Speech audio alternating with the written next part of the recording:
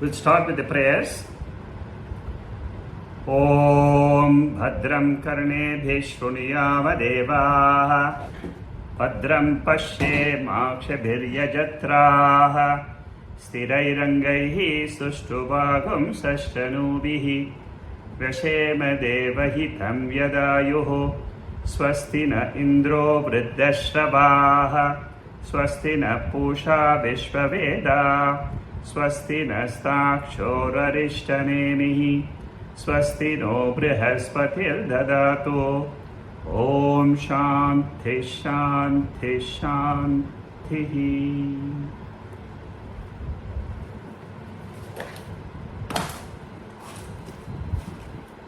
We are studying Mandukya Upanishad and we are in the third chapter, Karika number 9.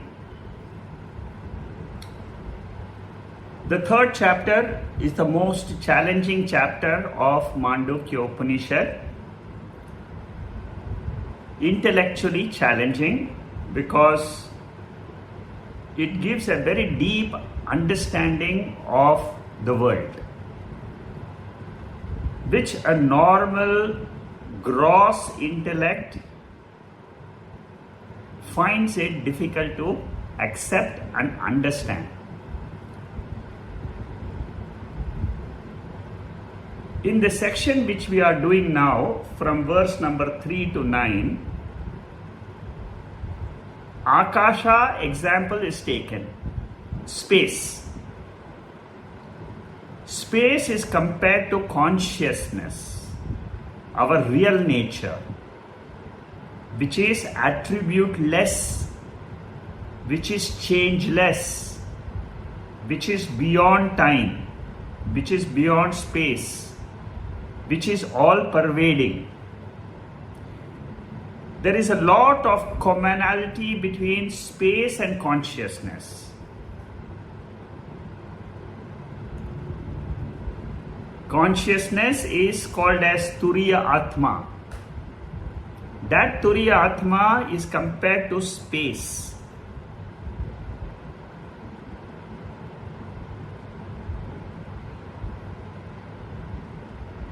The space inside a pot is called as pot space. Consciousness inside the body is called Jiva Atma.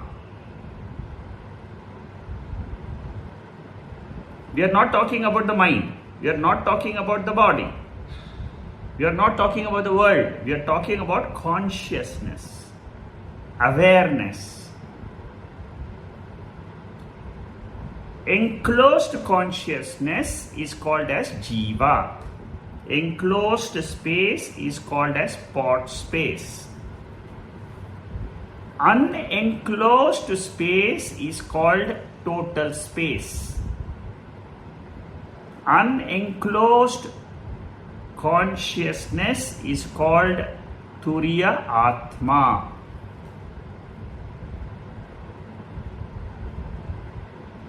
Is there a difference between space inside the pot and space outside the pot? There is no difference. It is one space. Consciousness in this body and the total consciousness, there is only one consciousness. This section, from verse number 3 to 9, it is saying that consciousness is not born. It always is. Body is born in consciousness, body goes away in consciousness. Consciousness is akaranam. It is causeless.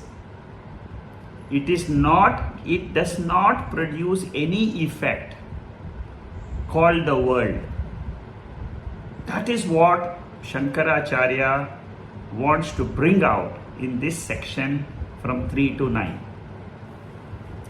Now I will go to the area where we stopped last time, that is the 9th Karika, introduction.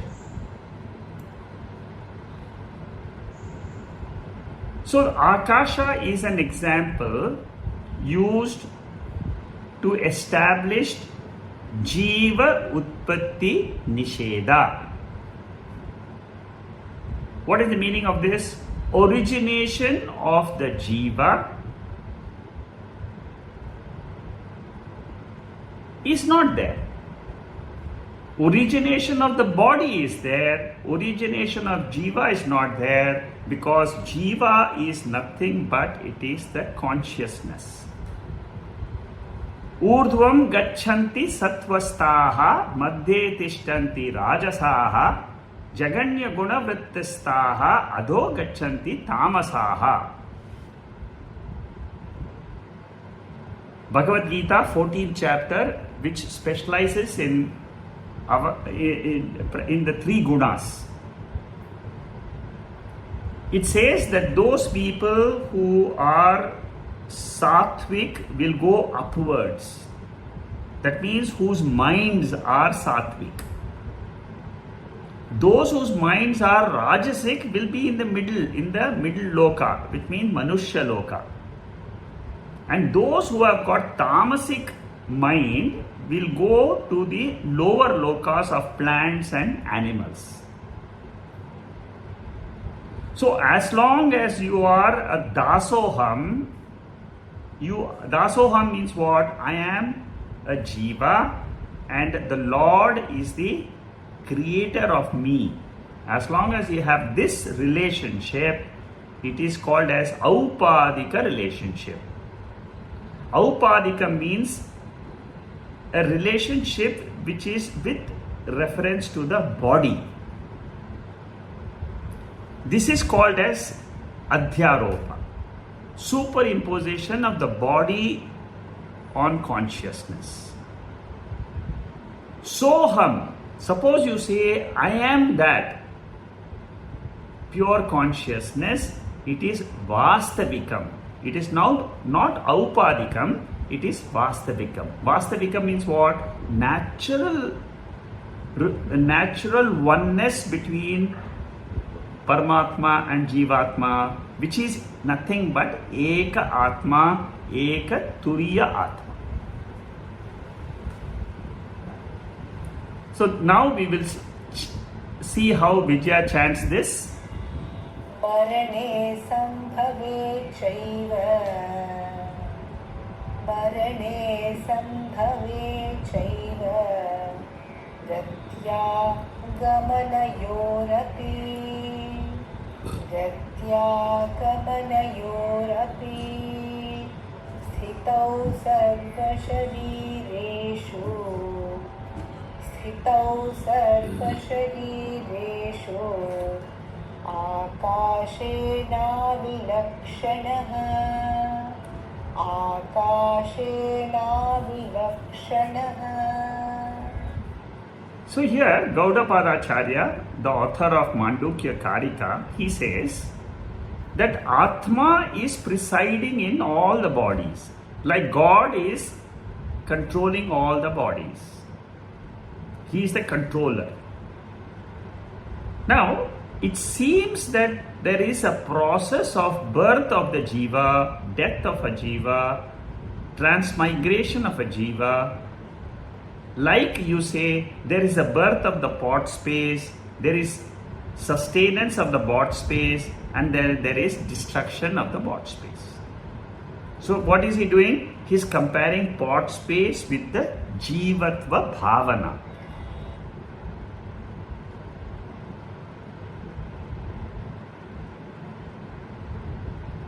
So origination means utpatti.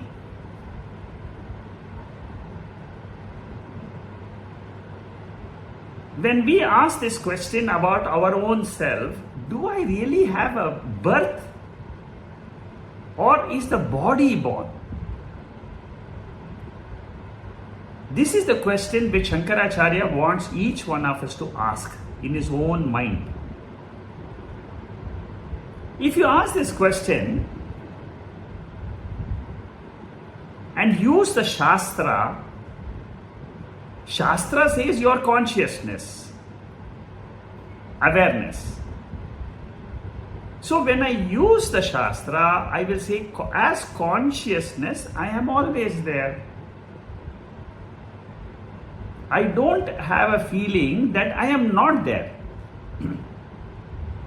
Even in sleep, what is my feeling? I am there, I am is there. What is that I am which is there in sleep? That is what is called as awareness.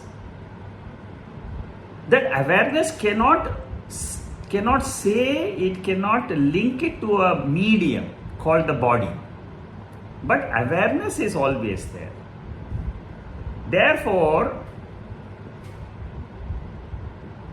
Gaudapadacharya says that the birth or the death is only a seeming birth and a seeming death, but factually it does not exist. Suppose you don't know that I don't have birth, I am consciousness, which does not have birth, which does not have death, which is always there. Suppose you don't know this, you will be in adhyasa. Adhyasa means you will always be superimposing consciousness on the body or mind. And throughout your life, you will be suffering.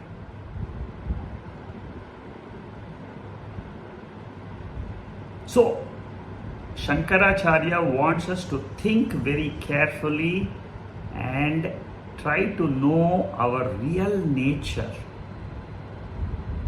Through these 6-7 mantras, comparing Ghata Akasha, pot space with the total space, room space with the total space, he only says you are like the space consciousness. Body or mind is an Upadhi. Upadhi means it is a medium. When the medium is there, you transact with the world.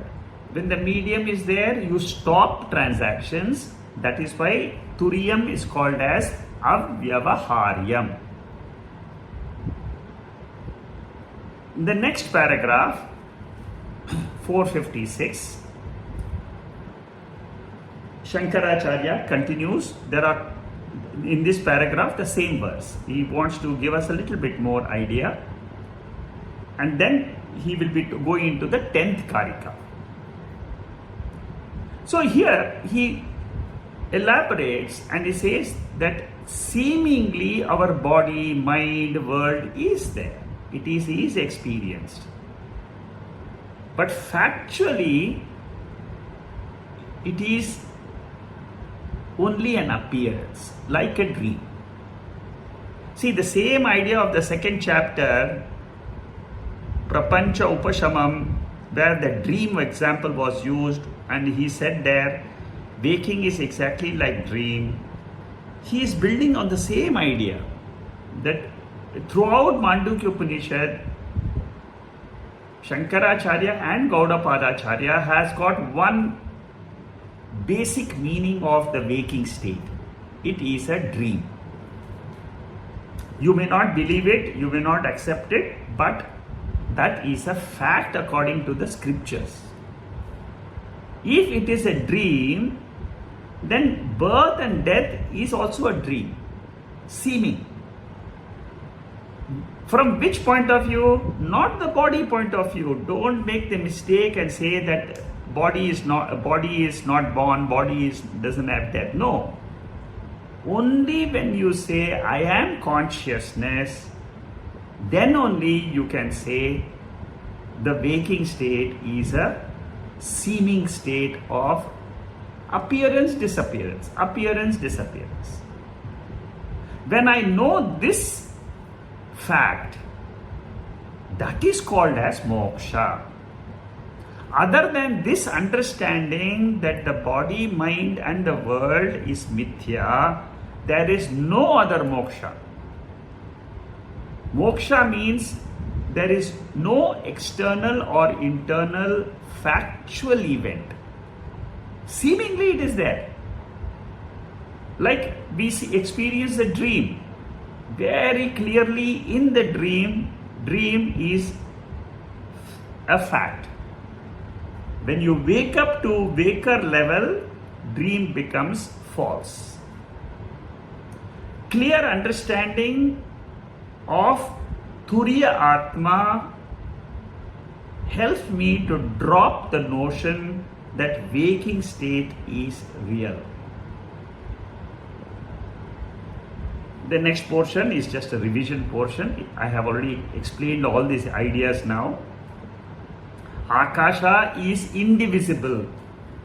You cannot divide space into this and that. It is only a seeming division of pot space, room space, hall space, stadium space, and so on. It is a seeming, but space is always one. Similarly, consciousness is always one. It can never be divided into so many bodies. See, we see many bodies, but what Veda wants to tell you is that consciousness or awareness in all the bodies is one, ekam advitiyam. So reasoning or yukti pramanam was used from Karika number 3 to Karika number 9 to prove what? To prove that the Jiva Atma doesn't have an origination, it always is. Jiva Atma is the awareness principle, consciousness principle. For in Vyavahara, in transactions, in the waking or in dream, there is Dvaitam. But factually speaking, Advaitam is the truth. When you understand space correctly, you will say pot is located in one space.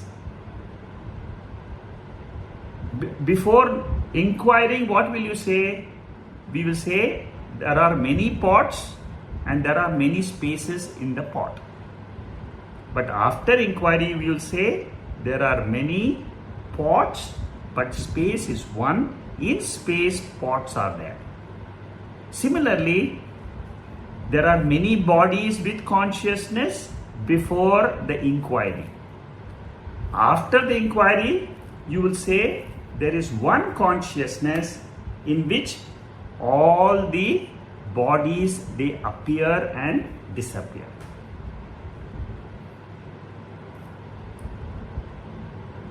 Try to think of this truth for a minute.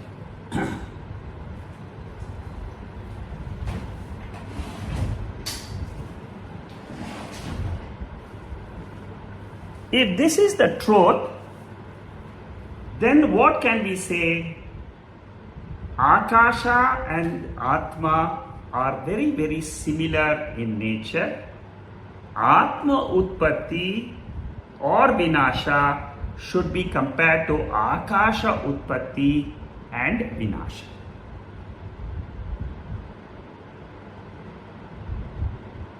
So with this verse number 9, Jiva's origination is negated. Body's origination is not negated.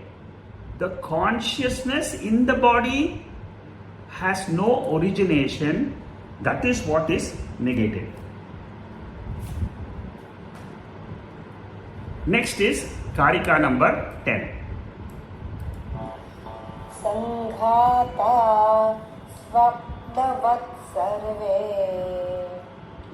Sanghata swapnavat sarve.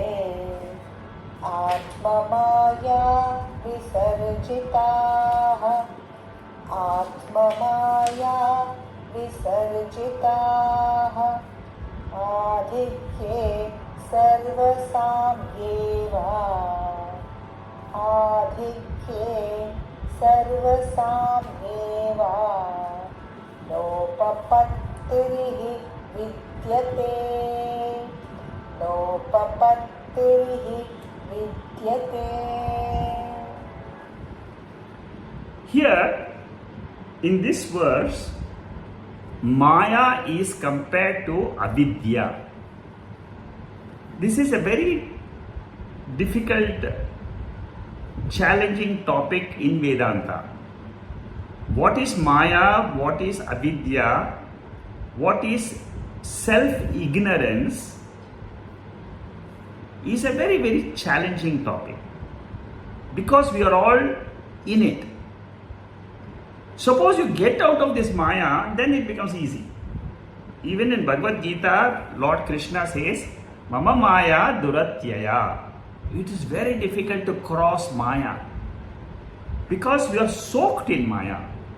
Why are we soaked in Maya? Because the entire waking state is due to a projection of Maya. Suppose I don't know something in life. I can imagine so many things about it. My mind will keep on having Vikshepa Shakti. It is this way, it is that way, it is this way. Suppose I don't know suppose I go for a medical test and the test results have not come. What is the condition of your mind? Condition of mind is the same state like our waking state. The whole waking state is compared to Avidya, is called as Avidya. It is compared to similar state because suppose I don't know the result of the test. What will my mind do? My mind will keep on projecting so many things, good about it, bad about it, and so many things it will project. You must understand it is Avidya related projection. If we understand this at the individual level, at the total level also, the same story is happening. At the total level, it is called Maya. At the individual level, it is called as Avidya. Jiva Chaitanyam cannot be born. That we have seen so far. Ghata is born, body is born. Jiva Chaitanyam is not born. Sharira's birth is transferred to the Jiva. Here Jiva refers to the consciousness. I am a pure consciousness is my real nature. But when I am in the waking state or in the dream state or in the sleep state, I, the consciousness, am transferring my real nature to the body, the three bodies. Then I say I am a waker, dreamer, sleeper. See, these discussions are at a very, very high level. It is nothing to do with the Vyavahara. It is got nothing to do with our transactions in life. It is at a very, very macro level. At a waker level itself, at a dreamer level itself. Purva Pakshi says, I admit, okay, Jiva is not born. But Shariram is born out of Atma. Can you say that? What is born? Shariram is also born. Then Shankaracharya says, what is the meaning of Advaitam? Gaudapadacharya in this Karika number 10, he says, Advaita means it is akaranam. Atma is not karanam. Which means what? It is not a cause of the world. It is not the cause of this body. Jiva Utpatti is Nasti. Confirmed. Finished. That we have discussed so far. Sharira Utpatti also is Nasti. Suppose you say Atma is there, Shariram is there, then the Purva Pakshi is asking, there are two, isn't it? Body is there, consciousness is there. How do you say it is Advaitam? How do you say it is non-dual consciousness? To that, Shankaracharya or Gaudapadacharya is saying, First, I negate Jiva Chaitanya Utpatti. To do that, I temporarily negate, I say there is a Sharira. But Shariram is seeming origination. Atma is seeming Karanam when I am looking at my body. But when I am looking at the consciousness and I keep only awareness in my mind, like I keep the gold only in my mind, I lose track of the ring, bangle, forms and the names. So when I keep Advaitam consciousness in my mind all the time, waker, dreamer, sleeper is like the ring, bangle and gold, ring, bangle and chain. They lose their significance. So Karika number 10 says, Sharira Utpatti Nasti. That means there is no origination of the body only from the point of view of consciousness. Consciousness doesn't produce the body, it is only a seeming appearance in consciousness. Like we have the seeming appearance of the dream body, the dream universe on the consciousness, similarly is the waking body, waking world on the consciousness. Bhoktru and Bhogya Prapancha. Bhoktru means the enjoyer of the world. Bhogya Prapancha means the enjoyed world. Both of them are really not born, they are seemingly born. That is what this Karika is trying to establish. It is, see, as long as you understand the dream very well, then understanding of the waking becomes very easy, because Gaudapadacharya throughout Mandukya Upanishad, he always keeps the dream example in mind. And he wants us to use the dream example and say, okay, waking is also like a dream and Turiya Atma is your real nature. That Turiya Atma has got a significance that it's only with the presence of Turiya Atma you can have all these appearances. If Turiya Atma is not there, then there will be no waking also. So, enclosures in the body are compared to the Jiva. There is a debate in Vedanta whether Maya, what is Maya? Maya means ignorance of the Turiya Atma. For a junior student, we say that Maya is Shuddha Sattva Pradhanam. See, basically Maya consists of three gunas: Sattva, Rajas and Tamas. Karana Shariram. Karana Shariram is at the individual level. Karana Prapancha is at the macro level. So at the individual level, what happens? There is a Malina Sattva. Malina Sattva means it has got a mixture of Rajas and Tamas. That is a Jiva. What about Ishvara, the creator? He knows the entire story. He knows that the world is mithya. He is Shuddha Sattva Pradhanam.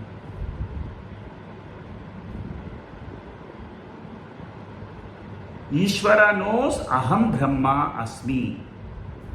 Jiva does not know Aham Brahma Asmi. For a senior student, Drishti Srishti Vada is used. What is Drishti Srishti Vada? It means whenever there is, you experience the world, it is there. Whenever you don't experience the world is not there. This is what is taught to a senior student. But for a junior student, what do we say? World is there, You are coming and seeing it, you are going out, but the word is permanently there. That is called as Srishti Drishtivada. But what is common to both of them is Avidya, ignorance. Whenever you are talking about Srishti or world or experiences, you must realize that you are in a state of ignorance. And this state of ignorance is falsified by knowledge. What knowledge? Turiyam knowledge. In Turiyam what happens? Turiyam alone is Avyavaharyam, Shantam, Shivam, Advaitam. All these words, they describe what? That Turiyam alone is. Consciousness, awareness alone is. Sat eva asi. Chandogya Upanishad says, this pure Turiyam always was there and it is always there. Whether you are knowing about it or you don't know about it, it's always there. Bhagavad Gita, in the 4th chapter, Lord Krishna says, Ajopi sannabhyayatma bhutanam ishvaropi san prakritim swamadhisthaya sambhavayatma mayaya. With the help of Maya, I appear as Lord Krishna. But without the Maya, I am in my original nature, which is imperishable, which is unborn. Krishna's shariram is mayikam, it is mithya. Our body is mayikam, it is mithya. Paramarthika satyam is I am always Chaitanya Swarupaha, that is my intrinsic nature. Vyavaharika is the body, mind and the transactions. Paramarthikam is my absolute nature. In the next paragraph, Shankaracharya writes this Bashyam, where he grades the different sharirams. Manushya shariram, Pashu shariram, Pakshi shariram. They are all different grades of bodies. Deva shariram is superior. Pashu shariram means the bodies of birds, animals, fishes, these are all lower in nature. There is Sajatiya and Vijatiya Bheda. Bheda means there are many differences in the bodies. Now, variety is there in the body at the material level, but at the Paramarthika level, there is no variety, there is oneness. In dream also, we see different varieties of human beings, living beings, and devatas. Some people say, I saw Lord Vishnu in my dream, Devi in my dream. If they have seen that, it means it is Swapna Sharira. Is it real or unreal? Veda says, whatever you have seen, anything which is Drishyam is Mithya. Don't forget that 5 factors: Drishyatvam, Bhautikatvam, Savikaratvam, Sagunatvam, Agama Pahitvam. These are 5 I have discussed as many times. Anything which is seen is made up of Panchabhutas, 5 elements. It is Savikaram, it is with modifications. 6 modifications are there. It is born, it exists, and it perishes. It appears, it disappears. These are all the qualities of what? Anatma. Anatma Shariram, Anatma Jagat. But what is the essence behind all this? It is awareness. We should never lose track of consciousness, awareness throughout our spiritual journey. Because that is the backbone of the entire revelation of Upanishads. According to Veda, all bodies are projected by Mula, Avidya or Maya. It is a power of Ishvara. It is the power of Turiya Atma. Turiya Atma projects this waking world. The waker projects his own dream world.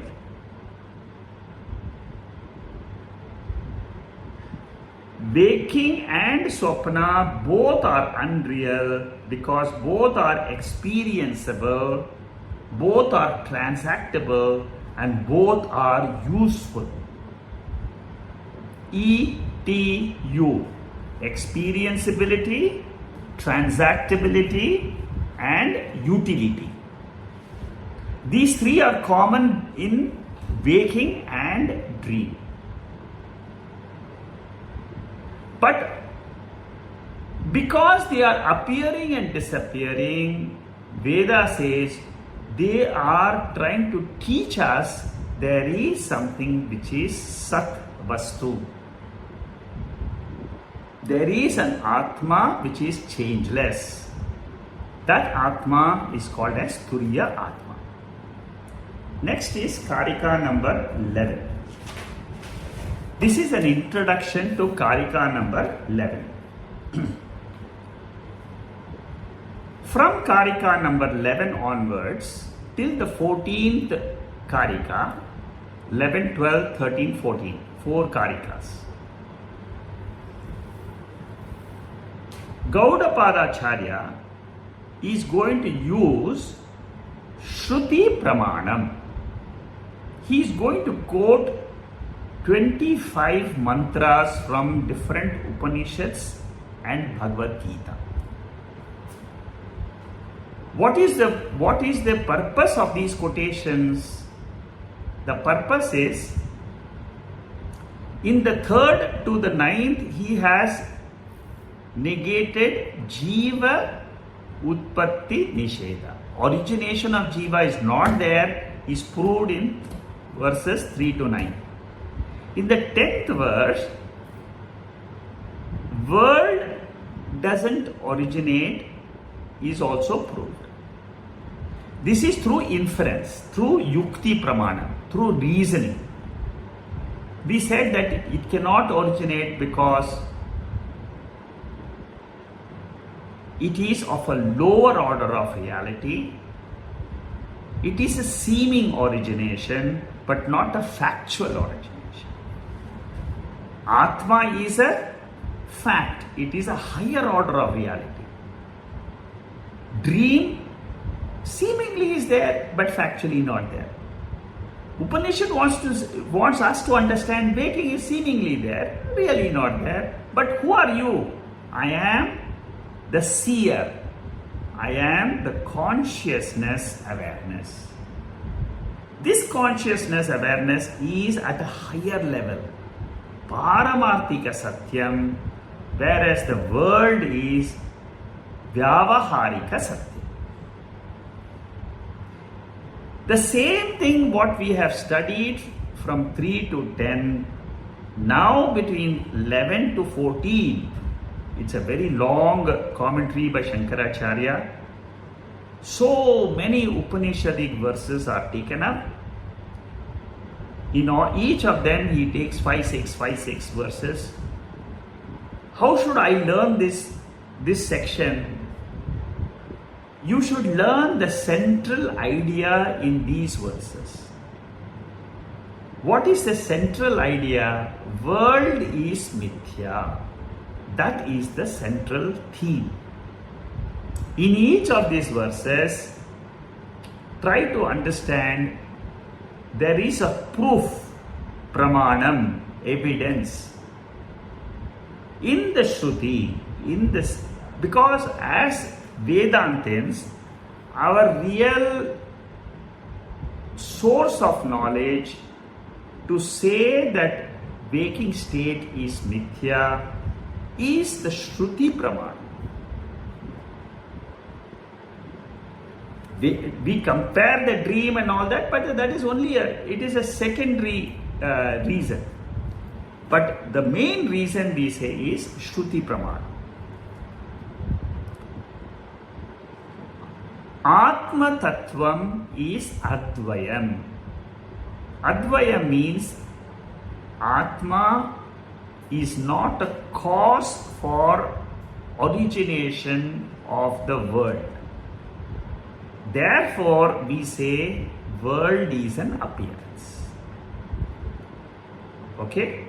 Now let us see the 11th mantra. Rasadayo hi ekosha, Rasadayo hi ekosha, Yakhyatastaiti diyate, Yakhyatastaiti diyate, Tesham Atma paro Jiva,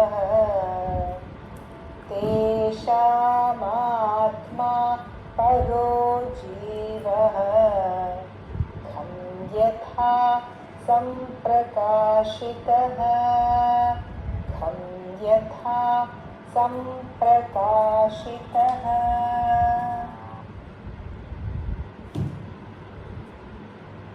These verses, they talk about the oneness between Jiva and Brahman.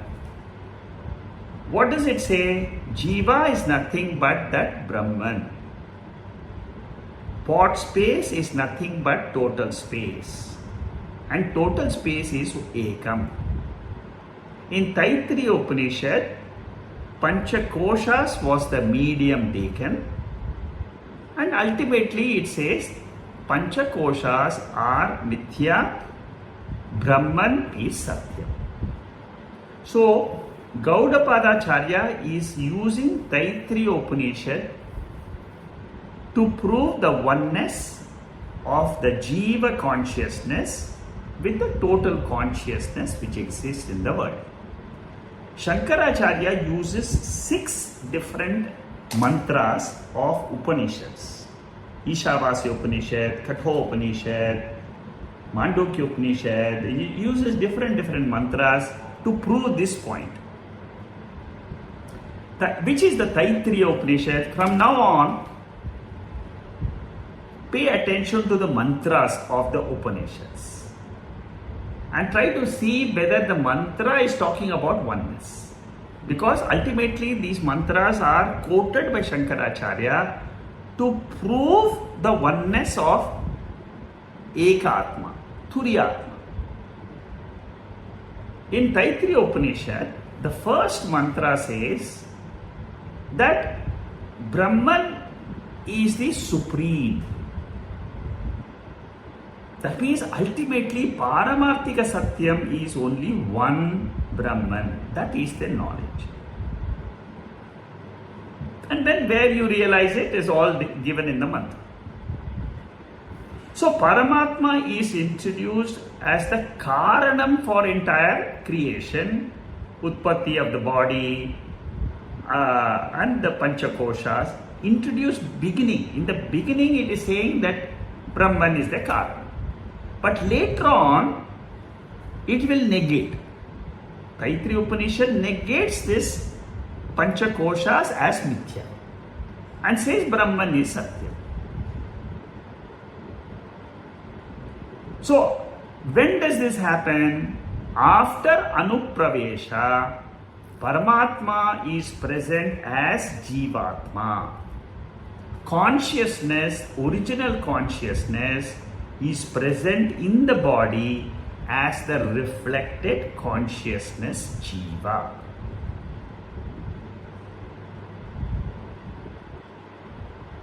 This is presented in Anupravesha. That means what? Paramatma enters the body, that means consciousness, which is independent by nature, is unenclosed Paramatma. That unenclosed Paramatma seemingly appears as if it has entered into this body and it is conducting this Vyavahara. Then wrongly it identifies with the body, and the body is actually mother, father, male, female, rich, poor, ignorant, knowledgeable. Body, mind is all this, but the Jiva has forgotten that I am not the body, mind. I am that Paramatma, I am that original consciousness which was there even before creation of the universe. By knowing this, the Jiva gets mukti. Very difficult to believe and accept, but this is the truth. Unenclosed consciousness is like our original face, Bimba Chaitanya, original Chaitanya, pure Chaitanya, total Chaitanya. Enclosed consciousness is the reflected face like in a mirror. Mirror is the body and mind. You remove the body, mind, that face, reflected face goes away. In sleep, it is the reflection of the consciousness which goes away. What remains? The original consciousness remains.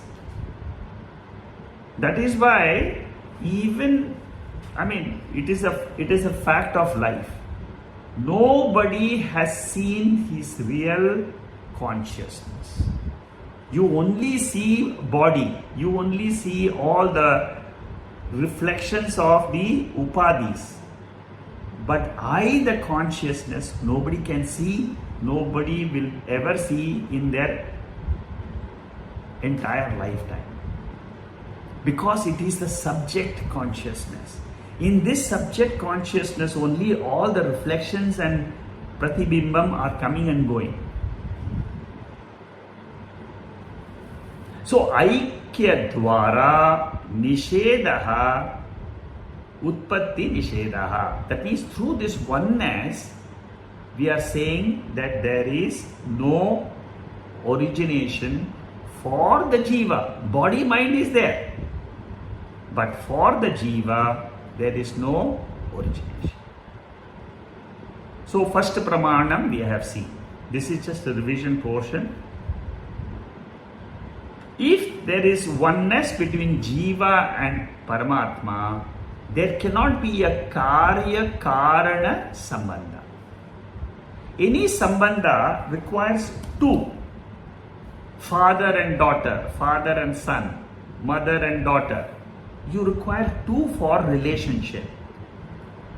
But if both of them are one consciousness, there is no relationship. It is only a relationship at a Vyavaharika level.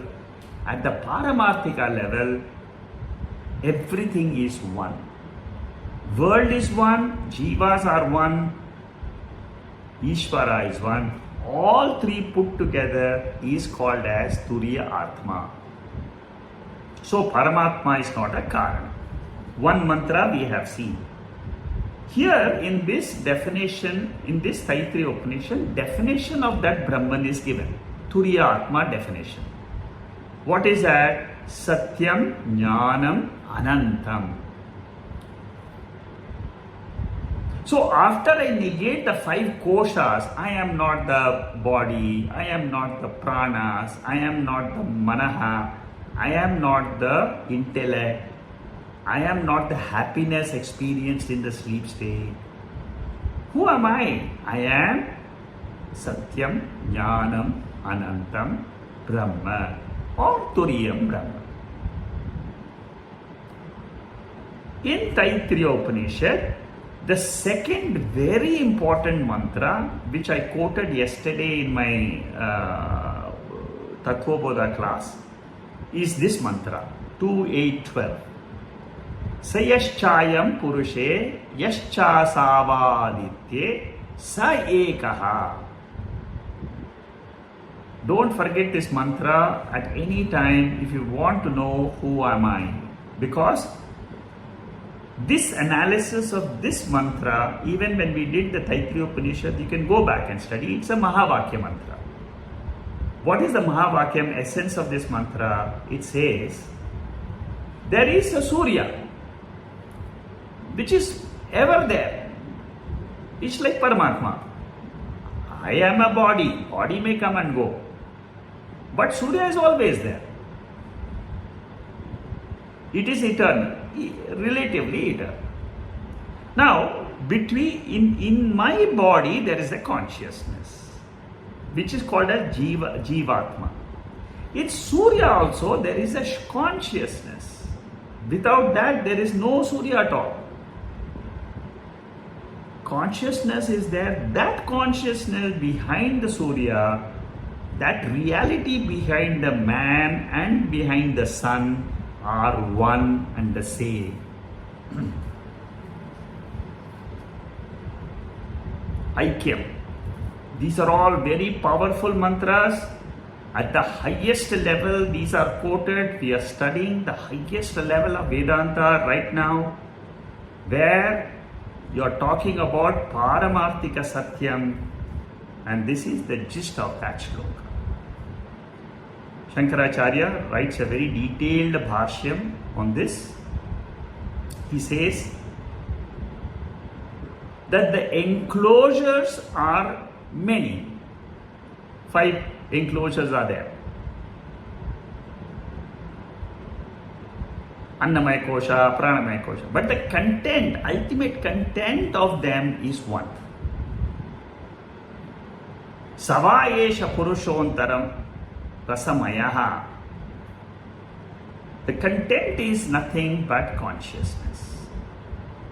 Like you have a knife and it is kept in a container, an enclosure. Similarly, Atma is the content which is enclosed in a container called the body. All these koshas are nothing but they are the containers.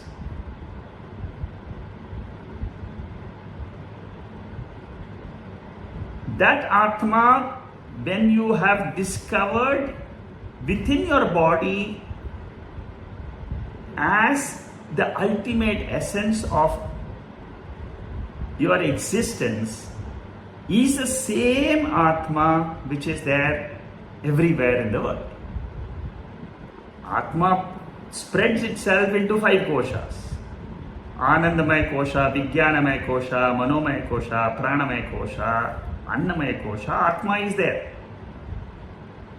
And this Atma is Paraha. Paraha means it is different than the koshas.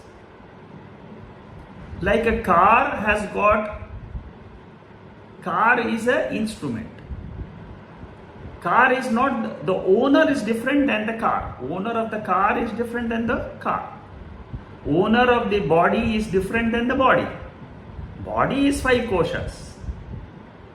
But I am the owner of the body. I am Jiva, which is owner. That consciousness which has taken up this body for some sukham and dukkha. Okay. Next paragraph. Here, some more shlokas are coming. Some more references are coming. And first was the Taittiriya Upanishad. We have already discussed that. In second mantra of Taittiriya Upanishad, it says, from this Atma, Panchabhutas are born. This is at a junior level, you have to understand, from this Atma, the whole world is born. Same thing, whatever has been said in Taittiriya Upanishad, Mandukya Upanishad says the same thing. Body, mind, intellect are produced because of the ignorance of this Atma.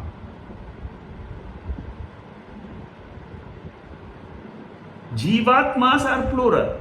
If Jiva is identical with Paramatma, there can be only Eka Atma. There is no other way we can say that Jiva and Paramatma are one. Ishavasya Upanishad is the next mantra quoted by Shankaracharya. I told you there are 25 mantras you will come across. Very beautiful section of Mandukya Upanishad. And 25 mantras you will see up to verse number 13. And then 14 also has some more mantras. Very beautiful section. Just keep on looking at it. See, this study of Bashyam helps me to understand that the Tatparyam of Upanishad, the central teaching of Upanishad, is oneness. Ishavasya Upanishad says, Anejadekam manaso javiyo nainadyeva apnuvan purvam arshate. The self is motionless. It is swifter than the mind. What does it mean? Wherever the mind is going, see, your mind is very powerful, you know that. Mind is only projecting thoughts. Thoughts are only jadam. But before the production of the thoughts, Atma is already there. That means Atma is changeless. Atma is the Sakshi. We take ourselves to be the Ahamkara Atma, the mind. But what we should understand, Ahamkara exists not by itself, but only with the help of Sakshi Chaitanya. Okay, so this is another beautiful mantra which came from Ishavasya Upanishad, and it talks about Atma's Advaita nature. Next is Kathopanishad. We have done Kathopanishad before this. Naisha Tarkena Matirapaneya. What is very important in this? This knowledge can be obtained only from the Shruti. There is no other way of getting this knowledge of oneness. And this Atma, which is taught in the Upanishad, is Swayam Prakashaha. And that Swayam Prakasha, Atma, is Aham, Aham, Aham. Suppose I know this Aham as self-evident Atma, continuously there, then there is no self-ignorance. Suppose I identify with the thought or with the body, it is called as Ahamkara. Can you see how beautiful is this knowledge? You can remain as Aham, as pure Aham. I, throughout the waking state, you can remain. But what causes this Aham to become Ahamkara is the Prarabdha Karma. Prarabdha Karma means you start defining your Aham with Karana Shariram, Sukshma Shariram and Sthula Shariram. Karika number 12. Now these are all continuation of the same idea. What is the idea? Shruti Pramanam says there is oneness in this world. Okay, very beautiful section.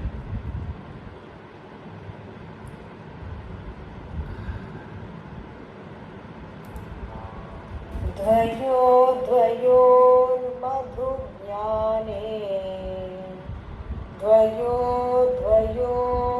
madhugyane param brahma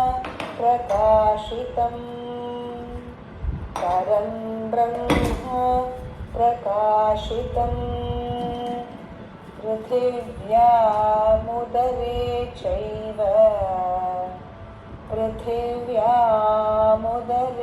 चैव यथाकाशः प्रकाशितः यथाकाशः प्रकाशितः. So the 12th mantra mainly quotes one mantra of Brihadaranyaka. In Brihadaranyaka Upanishad, a very beautiful section comes where it talks about the self of the universe. And it is called as Madhu Brahmana, where Supreme Brahman is revealed behind all the elements, behind the earth, behind the vayu, behind the jalam, behind everything in the universe is this Atma. What is our topic? Our topic is Jiva is not born out of Brahman. Why? Because Jivatma and Paramatma are identical. I am one with the consciousness, awareness principle in the entire universe. The one behind the body, the one behind the Suryaha is one, which is consciousness. In Madhu Brahmana, Adhyatmam and Adi Daivam are taken up. Micro and macro. Macro is called as Adi Daivam. And micro is called as Vyashti, Pramata. What it says is, this Pramata, the seer, the experiencer, consciousness in this body, it is Tejomayaha. It is of the nature of Tejaha, brilliance, Amritamaya, immortal. What about the Adi Daivam? That is also Tejomayaha, Amrutamayaha. Both are the same Tejomaya, Amrutmaya Purushaha. The knower of the universe, the knower of this body is the same consciousness. Two knowers are there, but ultimately Lakshyartham means my mind should say, think about one consciousness. Which is that mantra which is quoted? It is chapter 2, section 5, the first mantra.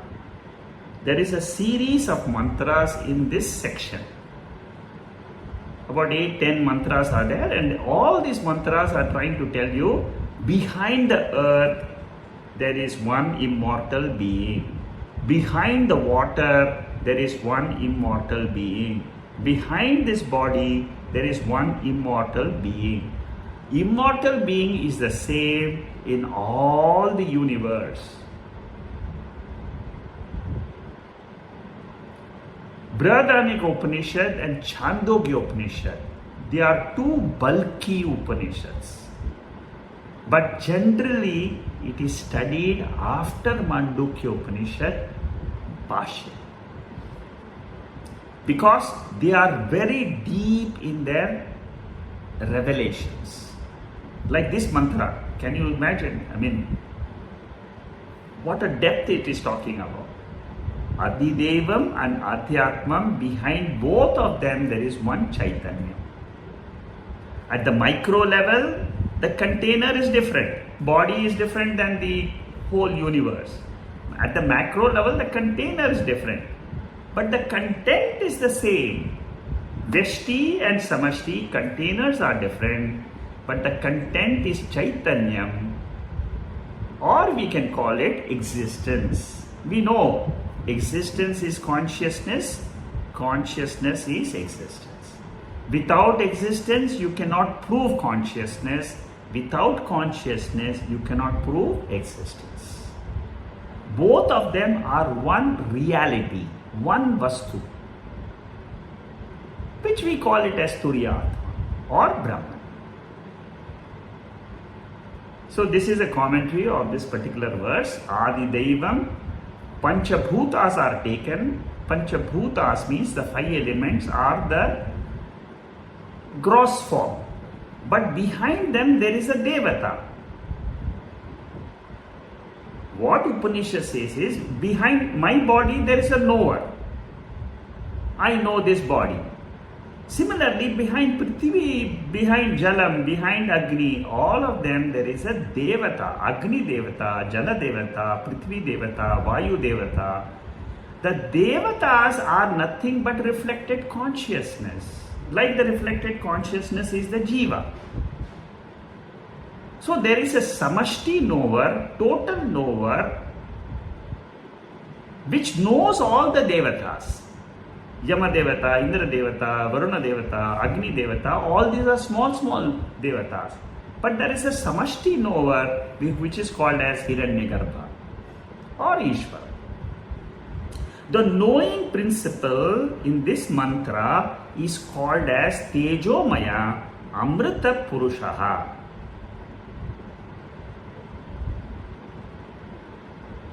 Vivekananda borrowed his famous quotation, where he says, "Oh brothers, you are all Amritatva Purushaha. You are all immortal beings." Vivekananda used this.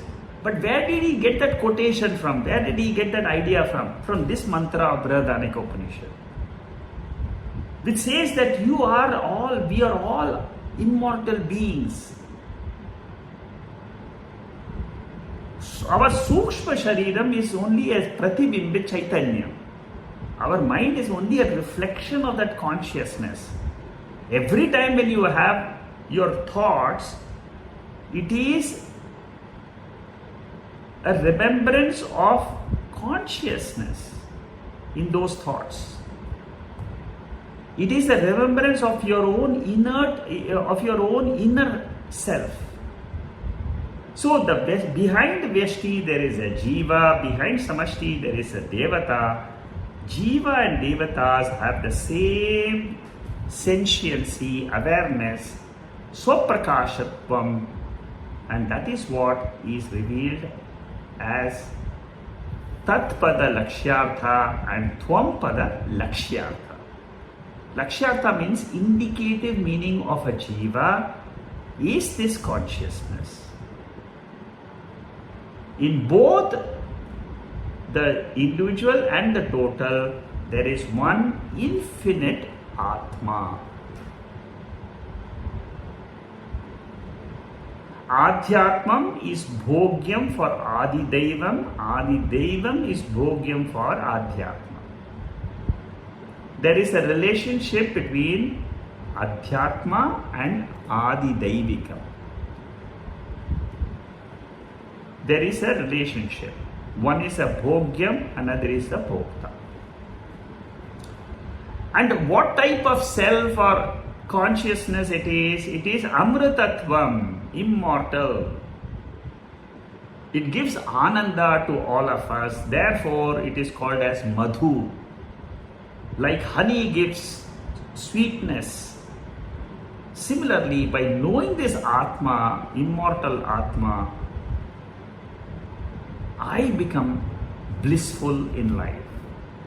Madhu Jnanam is, Madhu means it is blissful knowledge. And it is the knowledge of oneness. Space is one, whether it is inside my stomach or whether it is outside. It is the same one space. Similarly, space, the consciousness between this body and in the entire Jagat is the same. This is the revision portion of this particular section. It is a Mahavakya section. There cannot be a relationship between Jivatma and Paramatma because both of them are one and the same. Karika number 11 uses Taittiriya Upanishad, Brahma Vida Apnoti Param, that mantra, 211. And Karika number 12 uses Brihadaranyaka Upanishad, where it says, behind this earth there is a self, behind the being there is a self, both are Amritatvam. There is a Bheda. Bheda means difference. But in the Upadhi means medium of transactions. But essence is one. Next week I will start the 13th Karika. This Karika also has got Brihadaranyaka Upanishad as the main mantra, and then there are several mantras in this 13th Karika, very important Karika. Almost in this Karika you can see there are more than, I would say, 20-25 mantras are taken up for analysis. All these are all Upanishadic, Gita, Kaivalya Upanishad, Brihadaranyaka, Ishavasya. All these Upanishads are taken up like in Brahma Sutra, Tattu Samanvayat.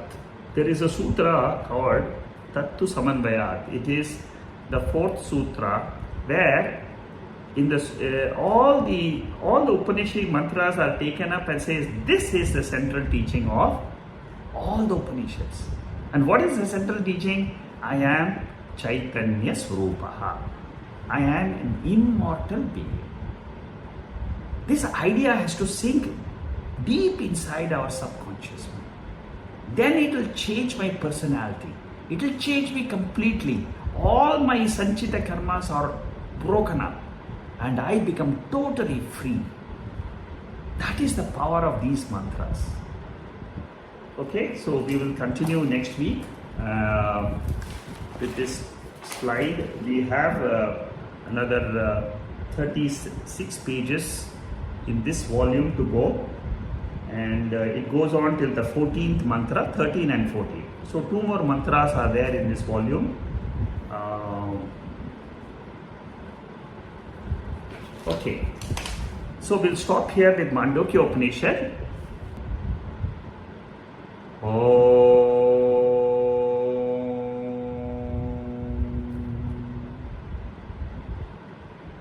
Purnamada Purnamidam Purnat Purnamudachyate Purnasya Purnamadhaya Purnameva Vasishyate.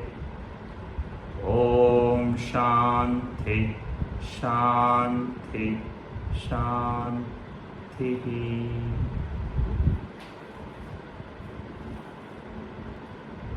I don't see any questions on the chat box.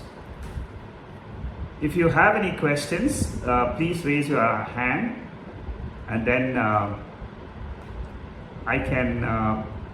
you can ask question, and then we can see. Yeah, Hanuman, go ahead. Namaste. So I have a question. See, if for some time, if I make the role as I, why I have created all these things like the space, universe, from the subtle, like the pinda. We have been burning at many stages. This body has been grown, and in that process, all the knowledge and the ignorance, all has been imbibed. It is inside this everything, the Correct. body, Yes, of the yes. mind, right? Why all these things happening at the end? If you see at the bottom to top level, all these things are assembling. So at one stage, if we are matured enough, then we are saying that, hey, you disassemble, you dismantle all these things. Correct. Then you will know the real thing, like that, right? Assembling and dismantle. Yes. So why all these things we need? What is the purpose of this generally? See, If I have been assigned. okay, I understood what you're saying. In the Shastra, in the scriptures, they say the purpose of this entire universe of birth, death cycle According to the scriptures, it says it is for you to know that I am not the body or mind which is going through this cycle. The purpose is to come out of it. To come out of it and own up your nature as pure consciousness. This is how the Upanishads and all the scriptures, they say that the universe experiences is only for you to come out of it. Till you are able to own up this nature of yours, this question will keep on troubling you. Why am I going through this? What is this universe? Why this happened today? All these questions will keep troubling you till you have removed that ignorance about yourself 100%. 100% you are full faith. That is why yesterday I was teaching you Shraddha.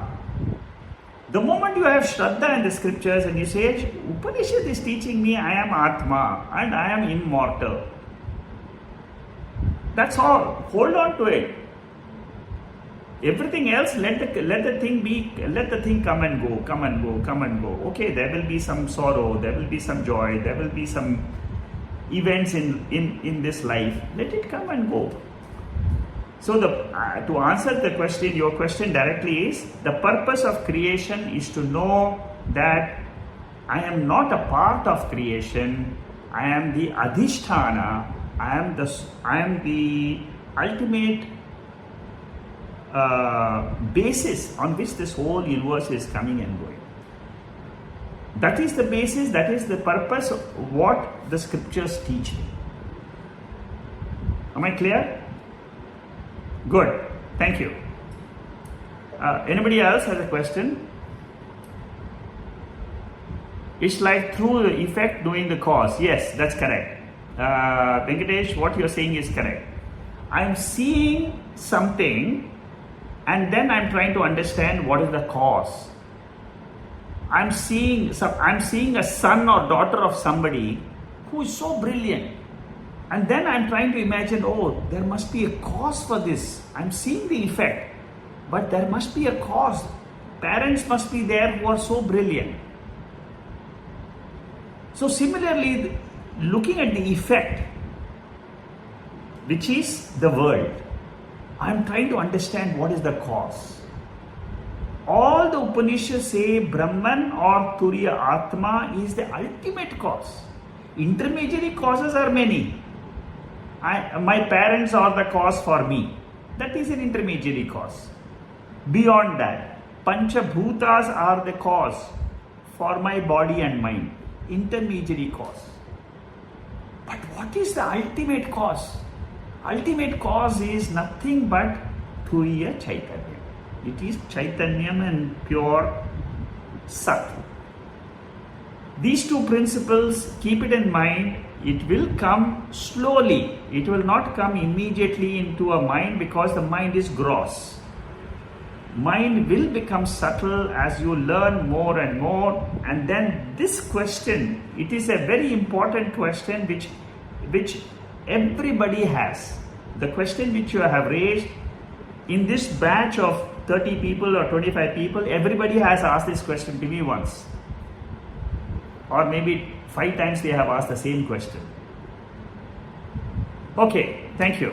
And so Venkatesh, you are correct. What you are saying is very, very apt in this situation. Shama, Shama, go ahead. Ayom Shikhaji. Yeah, tell me.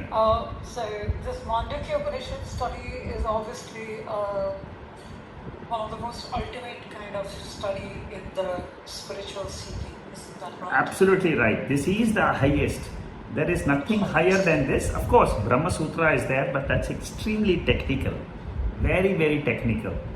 But among all the Upanishads, this Upanishad and this portion what we are learning now is the most challenging.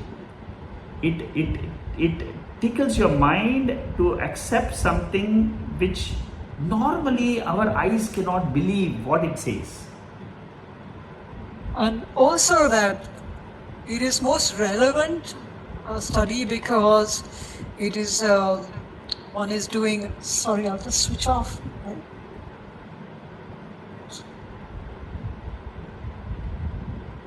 It's most relevant because it's a very experiential, since we are all going through this 3 different phases of Jagrat, Swapna, Sushupti, isn't it? Yes. So it's therefore a most valuable resource. And then we obviously have the Shastra to actually give the explanation, and Shankar Bhashyam and the way you're explaining. So, I mean, if we are seeking, we have to know and understand Mandukya Bashyam. Is one thing to say. The question which I have is this. Sometimes you just wonder whether is Satyam many things or Satyam one thing? For example, we hear of Satyam Jnanam Anantam, Satchit Ananda, Satyam Shivam Sundaram. So are there many aspects on the journey to Satyam where then none of these questions remain, because Satyam is Satyam and full stop. You have become that whatever it is. So there are no more questions. So these various things which our Shastras refer, what I want to know is, what is it? Are there many Satyams? No, you see, it's Satyam, Jnanam, Anantam is the same as Sat, Chit, Ananda. It is the same as Satyam, Shivam, Sundaram. They are all different aspects of one entity. It is one vastu, like for example, you are one individual, you are a daughter of your mother, you are a mother to your son, and you are a sister to your sister. So it is one individual, but in relation to the universe, you are given different names.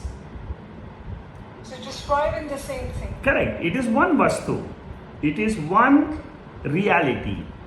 When you compare the reality with the world, it is called as Sat. Because world is Mithya.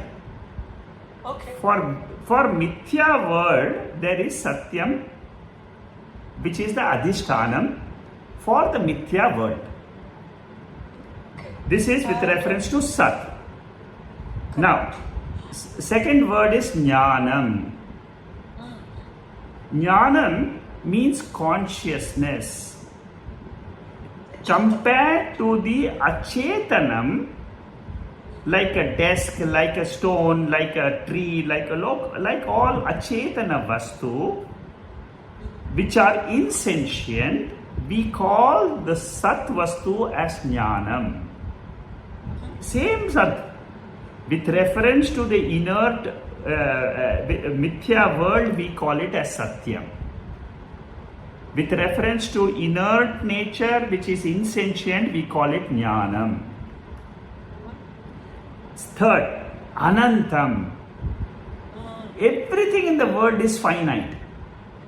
With reference to the finite world, we call this Atma as infinite. So it is with reference to what you are trying to compare this Brahman. Together it is called as Turiyam. Satyam plus Jnanam plus Anantam. Together is called one word Turiyam or Brahman. And I suppose it is explained like this because our not normal conventional thinking, obviously every awareness is in space, it is in time. Yeah. And in the vastu.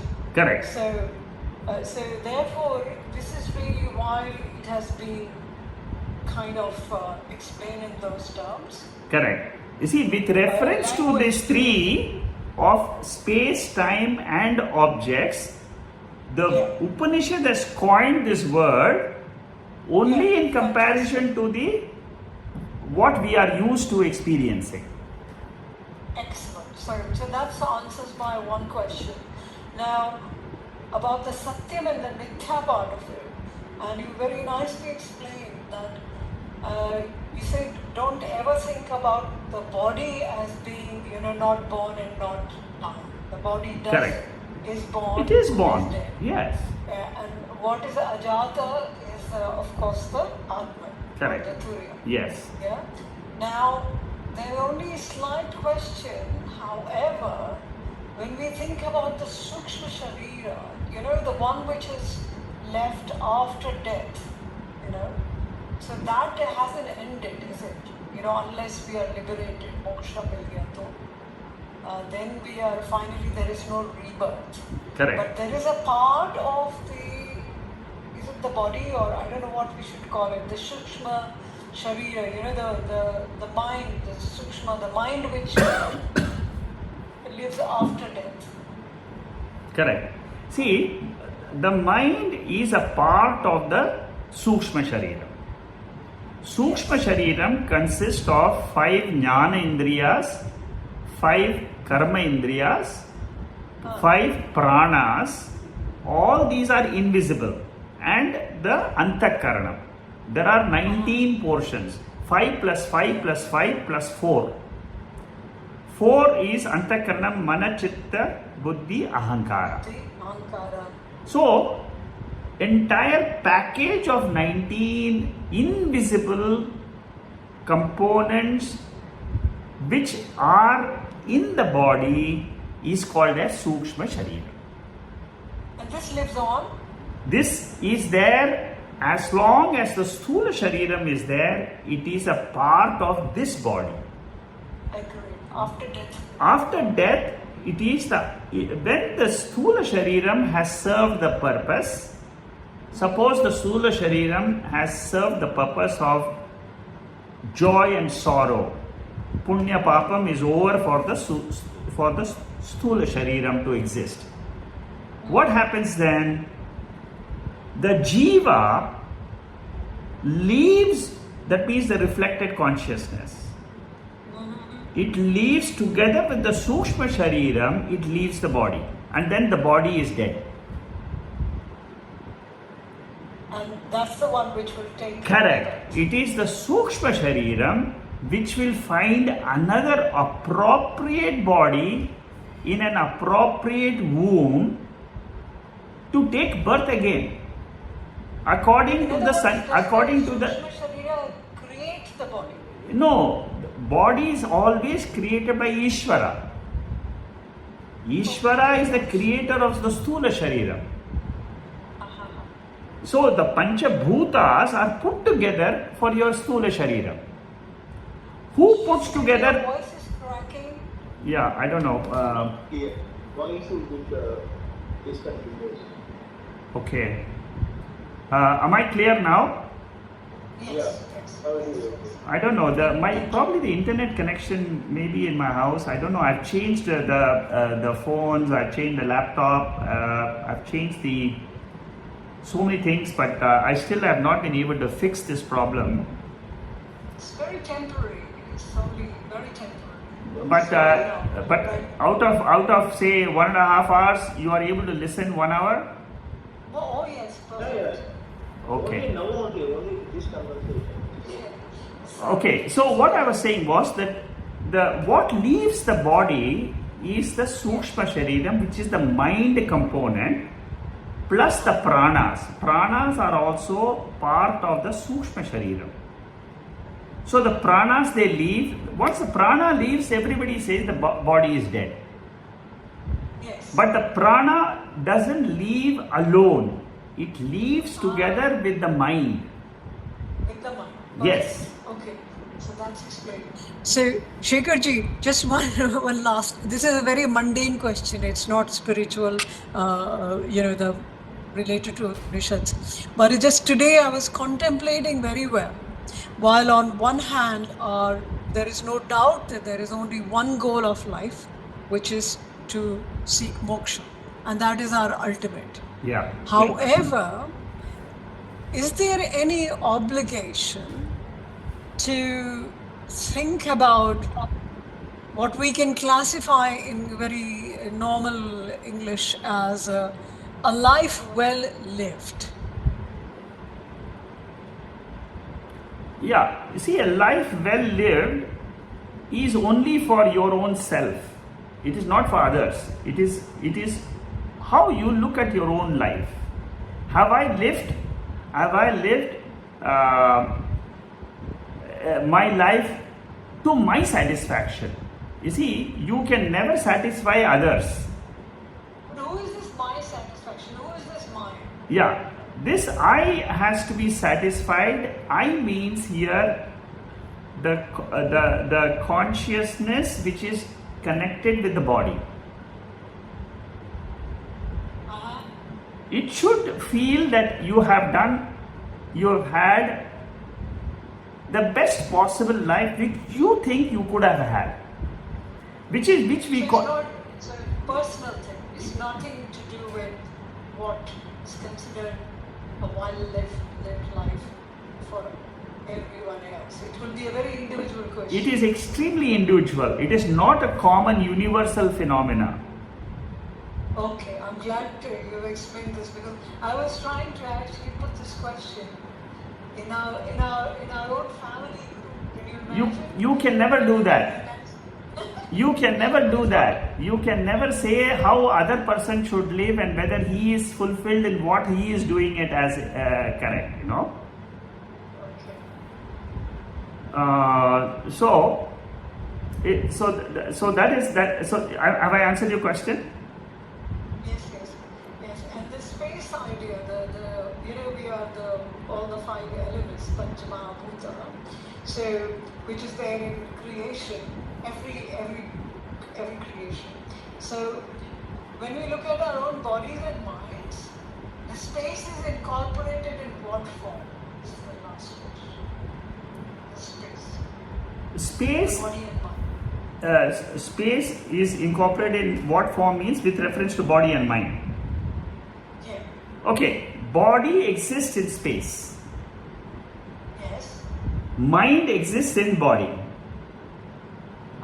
Therefore, mind exists in total space. And within the body itself, there is space, isn't it? Which is what I Correct. understand. Within the body, there is space. Gross, like the stomach has a space. Correct. Stomach has a space. Yeah. That space inside. Even what we cannot measure, there is a space. Yes. Like where every cell will have, which is just, of course, it becomes infinitesimally difficult to pinpoint, to measure the space, but it is there. Correct. So space is immeasurable, infinite, and it is always there. The thoughts, do they move in the space? Thoughts move in your space which is called as Chid Akasha. Bas. Thank you. You answered all the questions. Thank you. Yeah. Thank you. Thoughts, they move in Chid Akasha. Chid Akasha means in reflected consciousness. Perfect. Thank you. Okay. Kyamaji, body is full of space only. The respiratory system, stomach, everything. That is what Vedanta Upanishad is saying. Space is in the stomach. Yeah, but Venkatesh, what is interesting is between the 2 ears, I feel there is an empty space. Yes. You know, because the capacity to think is very empty. So I'm trying to fill in with some Atma Jnanam. Yeah, body is hollow and empty. Mind is also hollow and empty. Thank you so much. Only when we come to these classes, we are trying to fill in with something substantial. Thank you. This is very amazing, Sekharji. Today's class, particularly the various Upanishads, the comparison and all that, is really like getting all the Upanishads. Why Mandukya is so extraordinary is unbelievable. It's great. Yeah. Good. Madhu, whenever I heard that Purodhanika, that Madhu Brahmana, it looks something like a very Amrita Tattvam is there actually. That the very description of the various faiths and all that. So everything is that micro and macro. So behind Jiva, we have to see that there is a Paramatma is also there. So that combination is what. So it's a change in attitude. I mean, overall, when I just see, actually, it's like a shift in attitude. Like, how do we see wave as a water ocean also has a water. So the content is what the various Karikas today, they're just trying to explain actually. So going from effect to the cause is the main way of getting onto this chapter 2. That's what I could always see. Yeah, correct. And ultimately, when you reach this ultimate cause, what it says is that even the cause which you thought with reference to the world, Brahman as a cause with reference to the world, when the world is gone, that cause, the causal status of Brahman is gone. Therefore, you are free. And that is what is moksha. You see, as long as you think the Pancha Koshas are there, you say that Atma is the cause. The moment you say the Pancha Koshas are dropped as Mithya, then the Turiya Atma is not even a cause. It is beyond cause and effect. You have to reach the last level. I am the causeless Atma. That is what gives me mukti ultimately. Mukti means I know that that is me. That's it. There is nothing beyond this Atma. That Atma, you can define it. You see, there are words in Sanskrit which give different aspects of that Atma. Amritatvam, Satyam, Jnanam. These are all words. They are the words have got a meaning. The meaning of all these words is only one. Vastu is only one. The words are a pramana. They are an instrument which my mind uses to reach that which cannot be reached by any other means. It is the words of the Shabda Pramanam. That is why they say in the Shastra, Shastra is a Shabda Pramanam. It is the source of knowledge or through words. And the words, they have got ultimately the power to help your mind to understand something which is invisible. And that has to be taken up as the subject I. Ultimately, you have to say, Aham Atma Asmi. That should be the last word in your spiritual study. The last word, which you say with 100% conviction. 100%. There is no doubt in your mind, I am the Atma. What is that Atma? I have understood from the Upanishads. Jagat Karanam Brahma. Turiya Atma. It is the cause of the three states. It is the cause of these three bodies. In my own mind, I have understood it, I have captured it, I have made it my subconscious mind aware of this fact.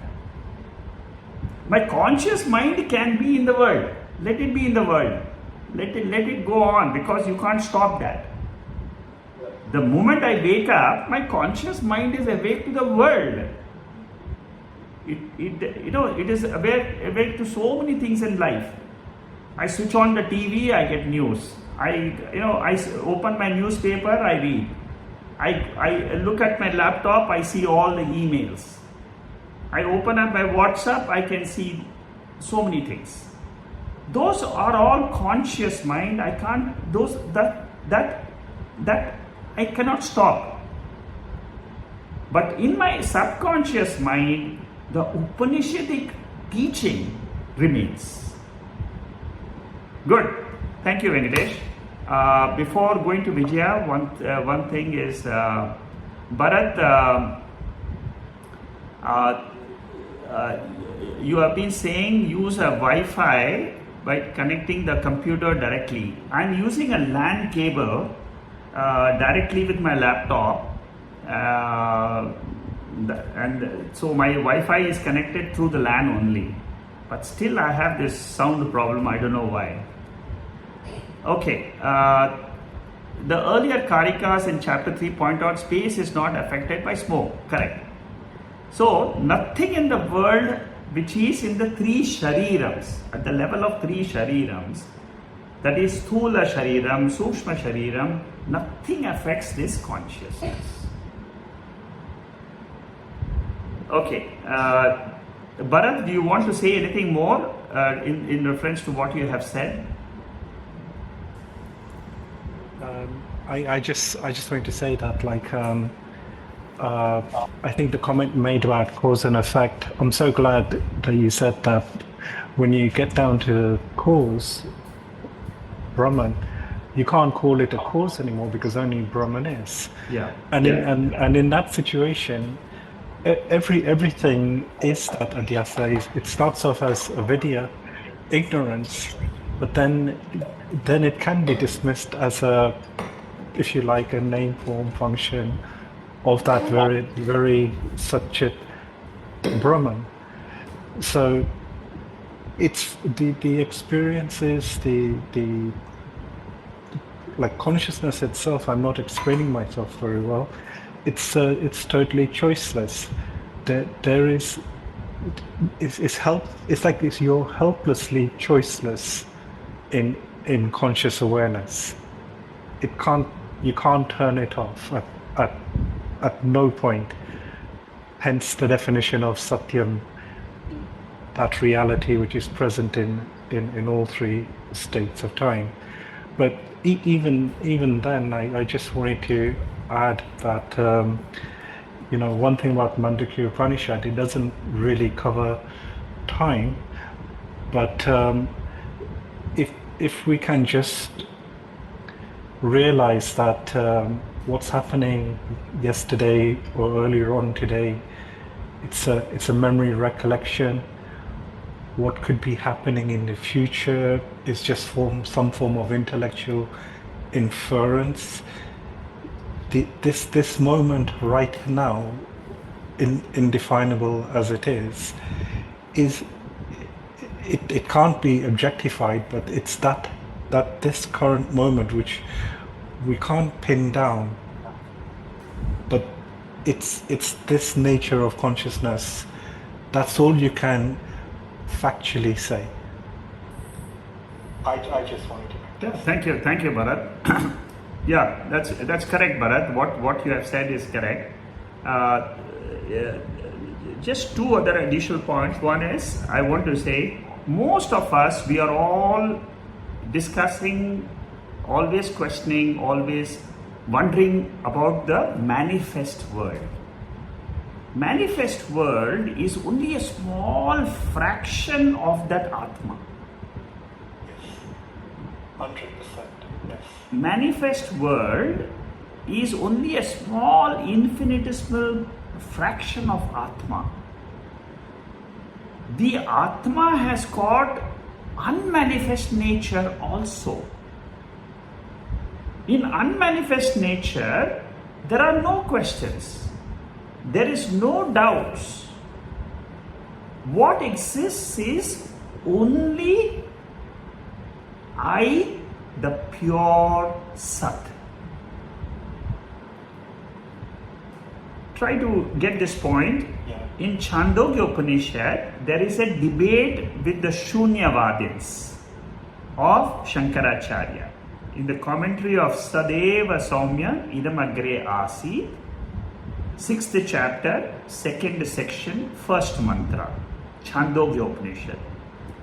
Shankaracharya has a big debate on this one sentence. He says, he debates with the Shunyavada. Shunyavada means what? He says that the whole world has come from nothingness. World has come from nothingness. Shunya. Shankaracharya says this statement is wrong. World cannot come from Shunya. And then he gives an example there, and he says, in the sleep state, you are not experiencing anything, which means you are experiencing blankness. But when you wake up, you say, I experienced blankness.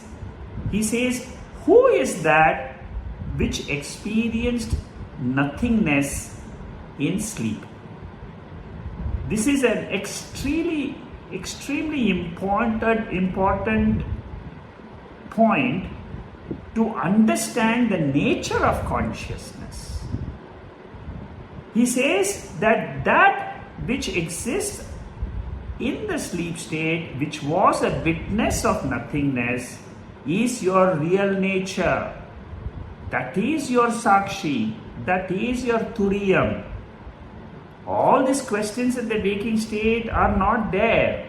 They are all in the manifest world, but go away from the manifest world to the unmanifest, cross over the unmanifest to come to your real nature.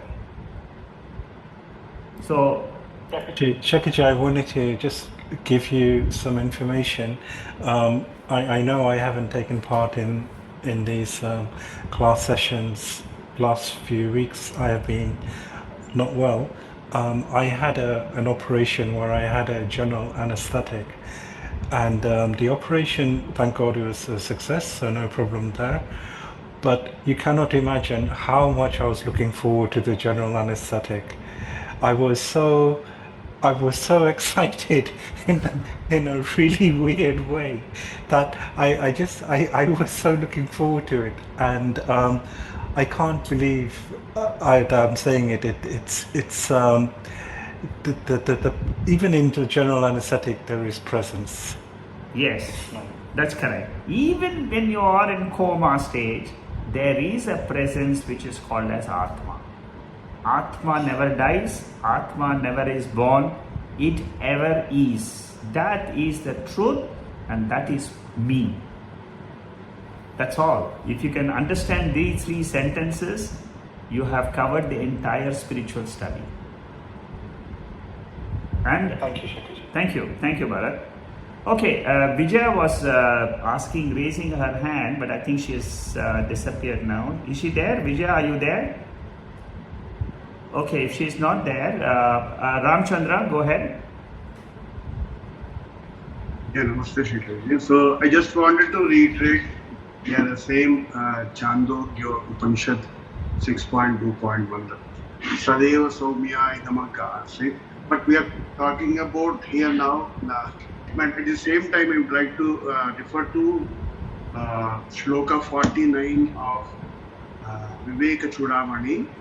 So where it says, the Ajnana Yoga Paramatmanastava, the Atmavandastava, Eva Samsati. Only because of the Ajnana Yoga, the Paramatma himself has become the Jivatma.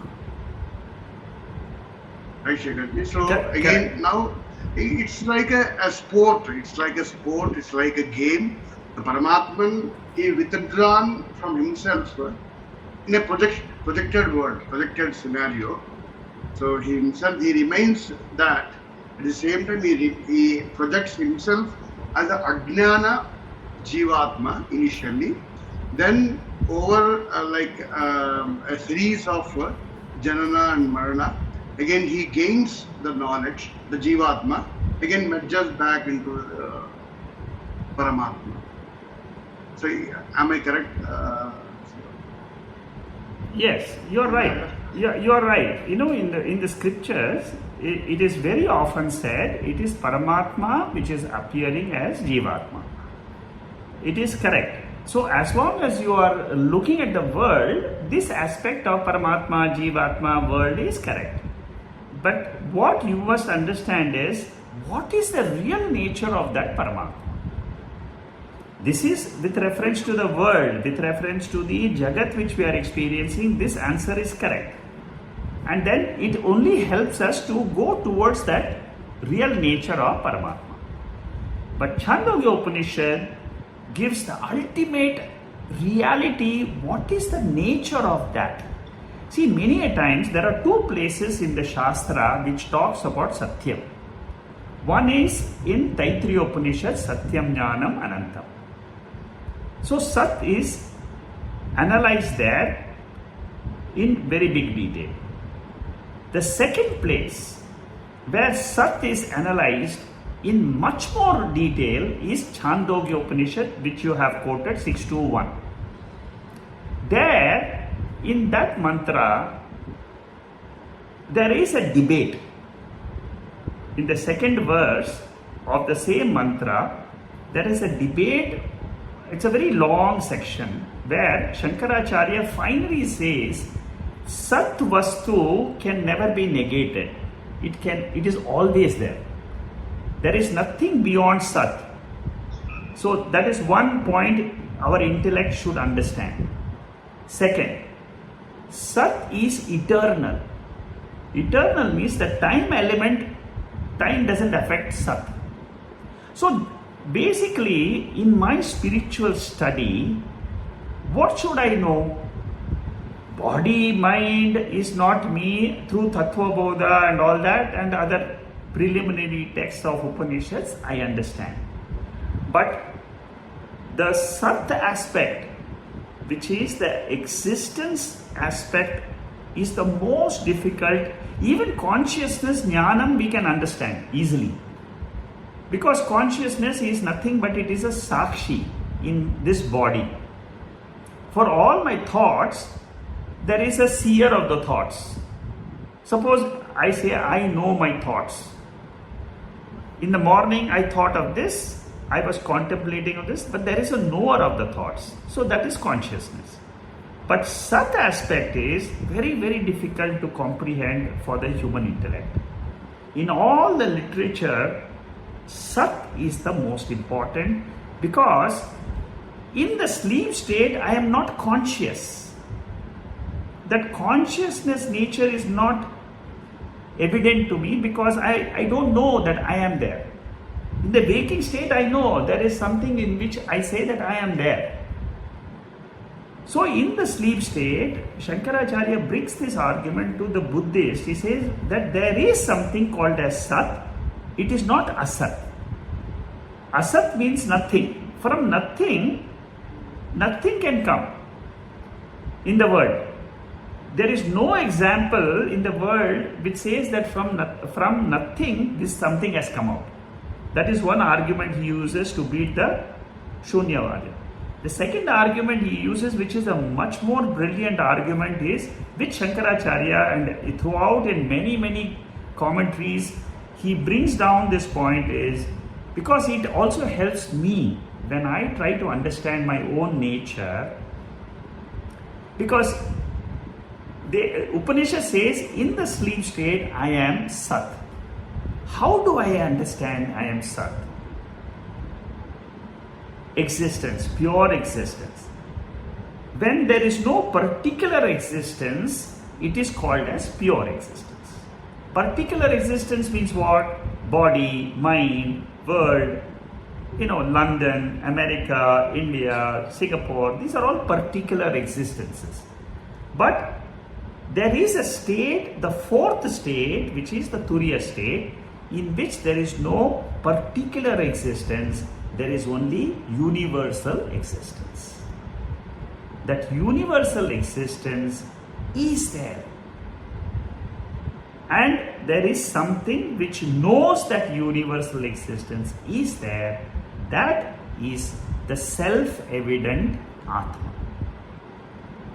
Without that Atma, you can never say I was existent in my sleep state. But all of us know that I did exist. So that is a brilliant commentary. I just wanted to share that with you. This is what, Ramchandra, this is exactly the verse I was referring to. Thank you very much. Is there anything else, Ramchandra? Thank you, sir. Yeah. Thank you. Vijaya is still not around, but it's okay. We'll probably catch her up next week. Anybody else has a question? Hanuman raised. No, Hanuman is finished, I think. Hanuman, have I answered your question? Okay, I think. I have one more. Yeah, tell me, yeah. Last one. Sorry. See, moksha is the last goal of every human birth. Yes. So after moksha, is there anything that? Nothing. Is there any stage after nothing? See, moksha is something very unique in this world. Extremely unique. It is the fourth goal according to Shastra. According to the scriptures, it is the fourth Purushartha, fourth goal of a human being. And what it says is, if you have achieved moksha, the other three goals are already achieved. It's already automatically there in moksha. You will no longer be after dharma, you will not be after artha. Dharma means duty, artha means money making, entertainment. All this is included in moksha. Why is it so? See, this concept of moksha is absolutely brilliant. You know, what it says is, when you have negated, suppose you have negated the three states, waking state, dream state, sleep state, as what? As false, like a dream. When you are negated as a dream, what remains then? Is there anything in the world beyond these three states? Nothing is there except you, which is consciousness. That is what Shankaracharya says. Just in your own mind say that I am that. Tattvamasi. Upanishad is trying to say that is your real nature. That oneness between the self of the body and the self of the universe, there is only one self, and which is called as Atma.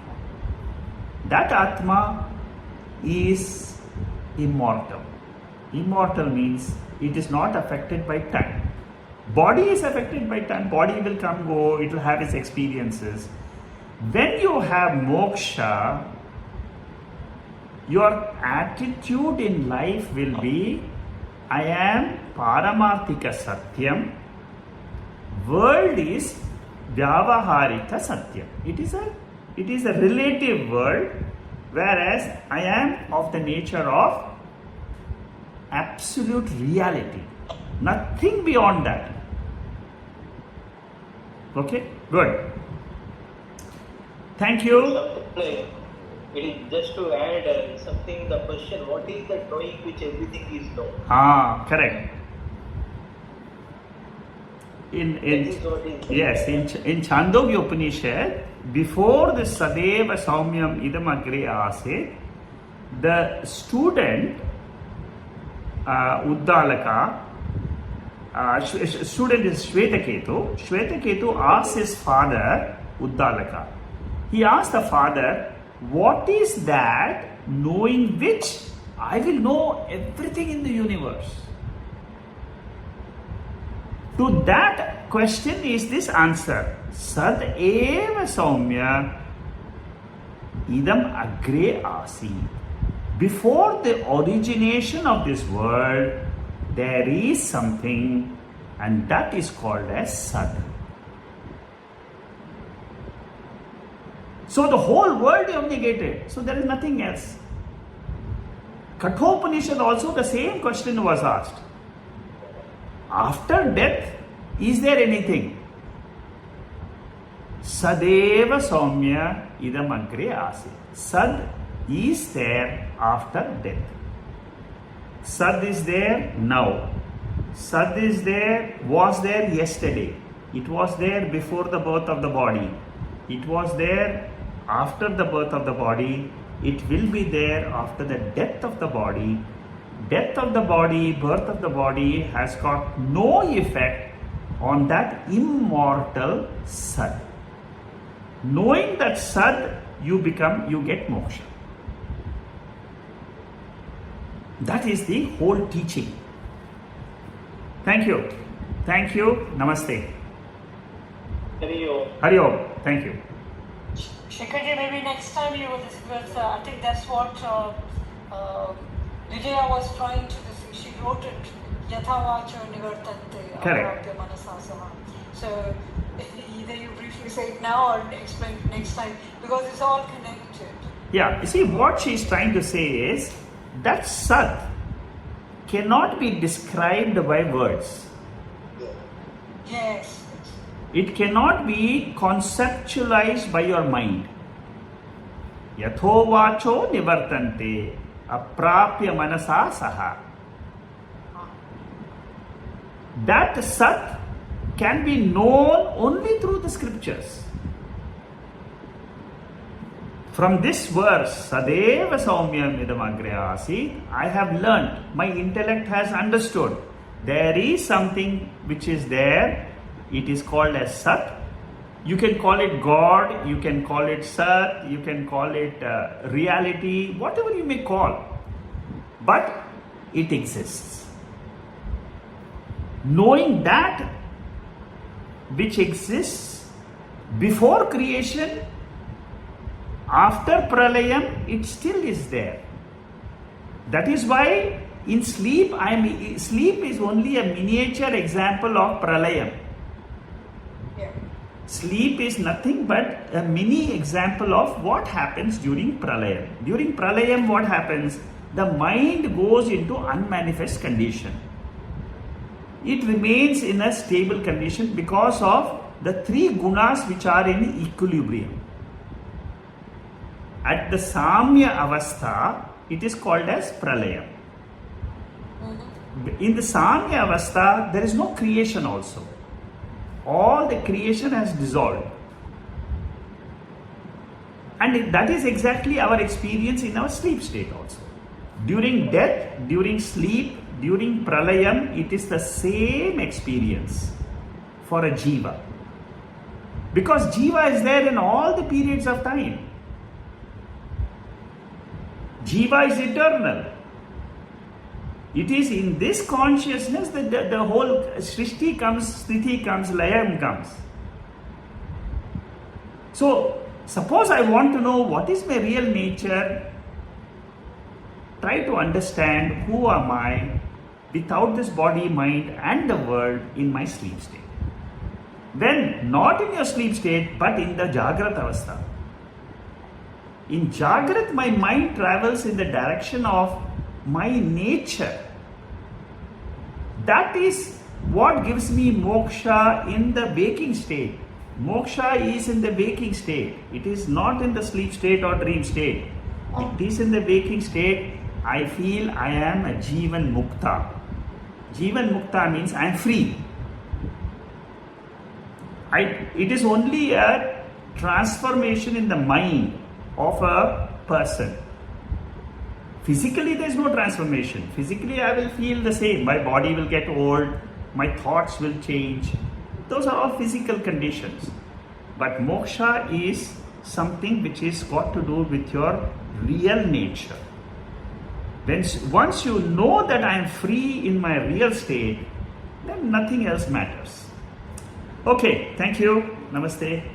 We'll catch up next week. So I have answered your question, Shama. Yatho vacho nivartanti. Yeah. And it's possible that is that because of this There's some echo coming. I'll leave it. Yeah, okay, go ahead. Now it's okay. Okay, so it's just really, I'd read somewhere that one of the reasons why also the Brahmahurta for waking up is recommended, not only because it is that particular very nice, good time for individuals to get up, but also because apparently you are very closely connected with your Sushupti state, so that you can bring that into your conscious awareness. This is an explanation which was described somewhere, and I don't know what you think about it. Would it be true to say? Yeah, you see, what they say about Brahma Murta is, it is a state where they say that the universe is in sattvic mood. That means it is normally there are three conditions of the mind: sattva, rajas, tamas.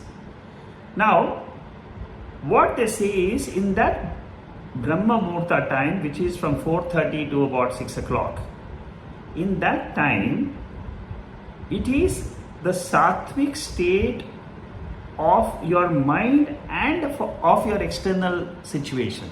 Your external situation. For somebody else, it may be bright sunlight. But for you, it is a state where it is dark. First of all, it is dark outside. The sun has not risen up. Sun will rise at 6 o'clock. But you are in a state where you are watching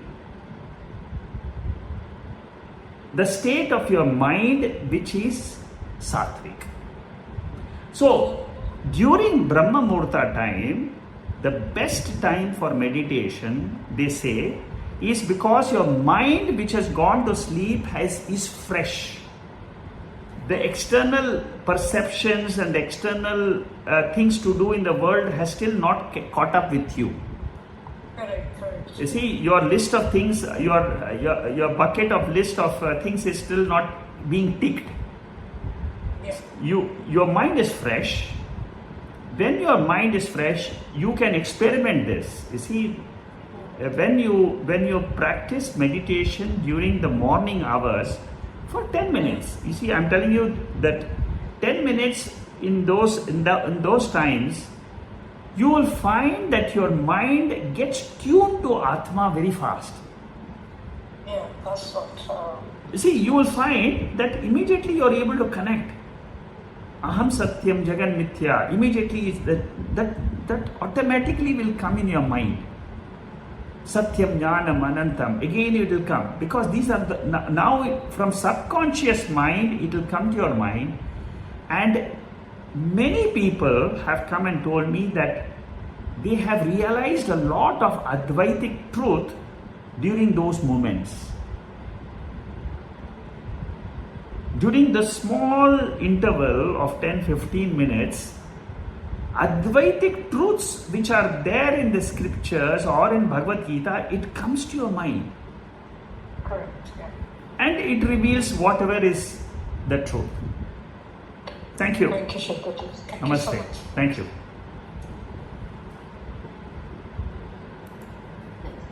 Thank you. Namaste. See you next time. Namaste. Thank you. Thank you. Namaste.